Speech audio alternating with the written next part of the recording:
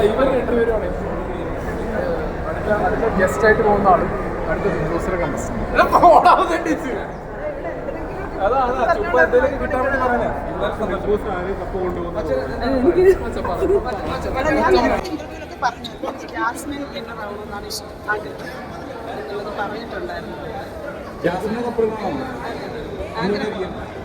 ജാസ്മിനെ കൊണ്ടാണ് എല്ലാവരും ജീവിച്ചത് ഈ സീസൺ മൊത്തത്തിൽ ജാസ്മിനെ കൊണ്ടാണ്. ബിഗ് ബോസിന്റെ കോണ്ടന്റുകൾ ജാസ്മിനെ കൊണ്ട് ജീവിച്ചു എന്നാണ് എന്റെ പേഴ്സണൽ ഒപ്പീനിയൻ. അതൊക്കെ വന്നു.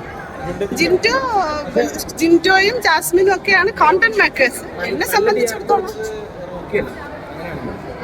റോക്കി ഉണ്ടായിരുന്ന സമയത്ത് റോക്കിയുടെ പെർഫോമൻസ് ഉണ്ടായിരുന്നു. ബട്ട് എന്നെ സംബന്ധിച്ചിടത്തോളം സീസൺ ഓവറോൾ ജാസ്മിൻ എന്ന് പറയുന്ന ഒരാളിലാണ് ഞാൻ കാണുന്ന ഒരു ഫോക്കസിങ് എന്ന് പറയുന്നത്. മൊത്തത്തിൽ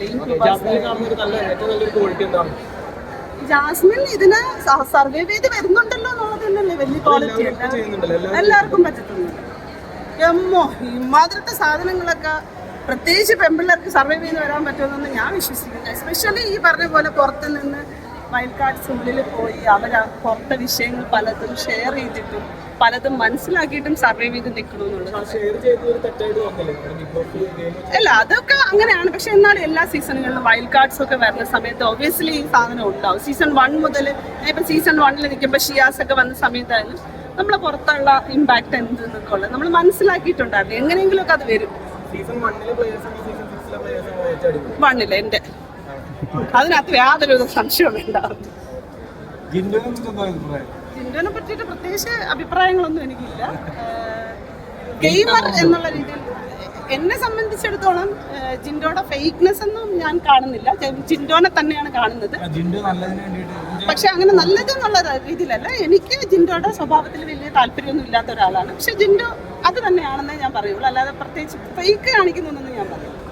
അത് ഇഷ്ടപ്പെടുന്ന മനുഷ്യരുണ്ടാവും, ഇഷ്ടമില്ലാത്ത മനുഷ്യരുണ്ടാവും. എനിക്ക് പേഴ്സണലി ഒരു ചെറിയൊരു ഇൻസിഡൻറ്റ് ഉള്ളത് കൊണ്ട് ഞാനത് മുമ്പ് ഷെയർ ചെയ്തിട്ടുണ്ടായിരുന്നു. സോ അതുകൊണ്ടിട്ട് എനിക്ക് പേഴ്സണലി അയാളോടൊരു പ്രത്യേകിച്ച് സ്ത്രീകളുള്ള സമീപനത്തിനോട് എനിക്ക് പ്രത്യേകിച്ച് താല്പര്യമില്ല. അത്രയും വേറെ വിഷയമൊന്നുമില്ല. ഗെയിമർ എന്നുള്ള രീതിയിലൊന്നും എനിക്ക് പ്രത്യേകിച്ച് ഒന്നുമില്ല. ഹൗസിനുള്ളിലെ പ്രകടനങ്ങളിൽ എനിക്ക് പ്രശ്നങ്ങളൊന്നുമില്ല. അതിനകത്ത് നടന്ന മുമ്പത്തെ ഇൻസിഡൻറ്റുമായിട്ട് ബന്ധപ്പെട്ടിട്ട് കുറച്ച് കോൺട്രവേഴ്സും കാര്യങ്ങളും ഉണ്ടായിട്ടുണ്ട്.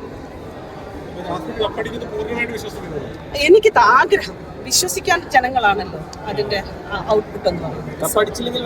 ഇല്ല, അങ്ങനെ വിഷമമൊന്നും അങ്ങനത്തെ ഒരു ഇതൊന്നും ഇല്ല. ആ കുട്ടിക്ക് ആയിരിക്കണം ഡിസേർവ് എന്നുള്ളത്. ജിൻഡോ അർജുൻ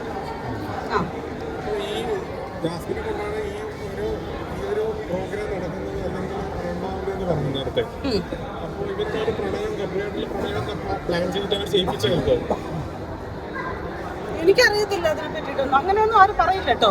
ആളുകളൊക്കെ വെളിയിൽ വന്നിരുന്ന് വല്ലതും പിടിച്ച് തള്ളുന്നെന്ന് വിചാരിച്ചിട്ട് അതൊന്നും നിങ്ങൾ ആരും വിശ്വസിക്കല്ലേ. ബിഗ് ബോസ് ഒക്കെ പ്യൂർ ഒരു ഗെയിം ഷോ ആണ്.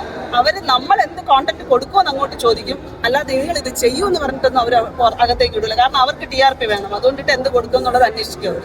ഇപ്പൊ നമ്മളെ കൊണ്ട് കണ്ടന്റ് ഉണ്ടെന്നുണ്ടെങ്കിൽ ആ ആൾക്ക് സെലക്ഷൻ കിട്ടും. ഇനഫ്. അല്ലാതെ നിങ്ങൾ ഇത് ചെയ്യണമെന്ന് പറയാൻ എങ്ങനെ പറ്റും നമുക്ക്? നമ്മളുടെ ഒരു ക്വാളിറ്റിയെ ചേഞ്ച് ചെയ്ത് നമ്മൾ ചെയ്യാൻ പറ്റാത്ത ഒരു സാധനത്തെ നമ്മൾ ഒരാൾ ഇങ്ങനെ പുഷ് ചെയ്ത് ഇപ്പൊ ഒരു കണ്ടസ്റ്റന്റ് വെളിയിൽ വന്നിരുന്ന് പറയുന്നുണ്ട് ഇന്നത് ചെയ്യാൻ പറഞ്ഞു. അങ്ങനെയൊന്നും ഇല്ല കേട്ടോ. ആ വൈൽഡ് കാർഡാണ്. അയാളോട് ചോദിച്ചു അയാൾക്ക് എന്തെങ്കിലും ഇൻസ്ട്രക്ഷൻ കൊടുത്തിട്ടുണ്ടായിരുന്നു?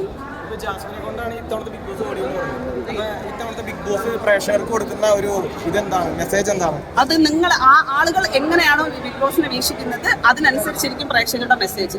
എനിക്ക് മെസ്സേജുകൾക്കകത്ത് ഇതുവരെ ഉണ്ടായിരുന്ന സീസണുകളിൽ ബെസ്റ്റ് സീസൺ ആയിട്ടൊന്നും എനിക്ക് തോന്നിയിട്ടില്ല. പക്ഷെ നിലവിലുള്ളതിൽ മറ്റേ തമ്മിൽ ഭേദം തൊമ്മൻ എന്ന് പറഞ്ഞ് ഇയാളെ അതിന് വേണ്ട ആക്കുമല്ലോ. അത് വേണ്ടിയിട്ട് ഞാൻ അതിനെ പറ്റി പറയും. അതായത് ജാസ്മിന് മാത്രം ടാർഗറ്റ് ചെയ്തിട്ട് ഒരുപാട് പെണ്ണല്ലേടോ, സൂപ്പർ അല്ലേ, സ്ത്രീയല്ലേ, അങ്ങനെയൊന്നും വരത്തൊന്നുമില്ല. ആണുങ്ങൾക്കൊന്നും ഇത്രയൊന്നും വരത്തൊന്നുമില്ല. പെണ്ണുങ്ങൾക്ക് മാത്രമേ ഉണ്ടാവുള്ളൂ ഇങ്ങനെ ഒരു സംഭവം, നിങ്ങൾ ഇങ്ങനെ ആകാൻ പാടുള്ളൂ, ഈ സിസ്റ്റം ഇതിനപ്പുറത്തേക്ക് പോകാൻ പാടില്ല, ഈ പെണ്ണിങ്ങനെ നടക്കാൻ പാടുള്ളൂ, ഇങ്ങനെ ജീവിക്കണം, ഇങ്ങനെയൊക്കെ ചെയ്താൽ. ബിഗ് ബോസിലെ ഹിന്ദി സീസൺ അടക്കം നോക്കി കഴിഞ്ഞാൽ ഏറ്റവും വലിയൊരു ഫിസിക്കൽ അസോൾട്ട് കിട്ടിയിരിക്കുന്നത് ബോയ്സിനാണ്. അതെ, പറഞ്ഞൊരു വ്യത്യാസമല്ല. അല്ലല്ല, അത് വിഷയം നിങ്ങൾ മാറ്റി എൻ്റെ അടുത്ത് ചോദിച്ചാൽ അതിനെപ്പറ്റി പറയാം. അതായത് ഞാൻ ഇപ്പൊ പൊതുവേ ഉള്ള ഒരു ഇതുണ്ടല്ലോ, സ്ത്രീയാണ് എന്നത് കൊണ്ടിട്ട് കോട്ട് ചെയ്യപ്പെട്ടത്. ജാസ്മിന്റെ കാര്യം ചോദിച്ചുകൊണ്ട് പറയാണ്. ഫിസിക്കൽ അസോൾട്ട് ഇതുവരെ ഈ 56 സീസണുകൾ എടുത്ത് നോക്കി കഴിഞ്ഞു കഴിഞ്ഞാൽ ഇതുപോലെ ഒരു സാധനം വന്നിട്ടില്ല. അത് വലിയൊരു പോയിന്റ് ആണ് കേട്ടോ. പക്ഷെ ഞാൻ പറഞ്ഞിട്ട് ജാസ്മിൻ ചോദിച്ചതാണ് ആൻസർ. രണ്ടും കൂടെ കോൺട്രവേഴ്സി ആയിപ്പോ, ഇത് കോൺഫ്ലിക്റ്റ് ആയിപ്പോ.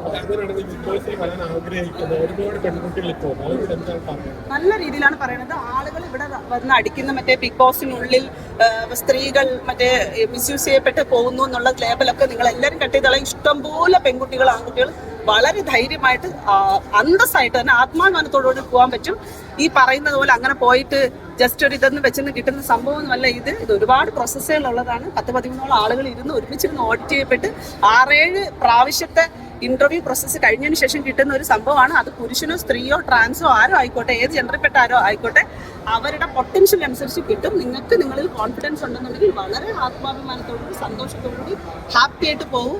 നിങ്ങൾക്ക് കിട്ടുന്ന ഇതുപോലൊരു മികച്ച പ്ലാറ്റ്ഫോം വേറെ ഉണ്ടാവും. ഒരു ക്വസ്റ്റ്യൻ കൂടെ, ഇതുവരെയുള്ള വിന്നേഴ്സിൽ ഏറ്റവും നല്ല വിന്നറായിട്ട് തോന്നുന്നവരാണ്? Thank you.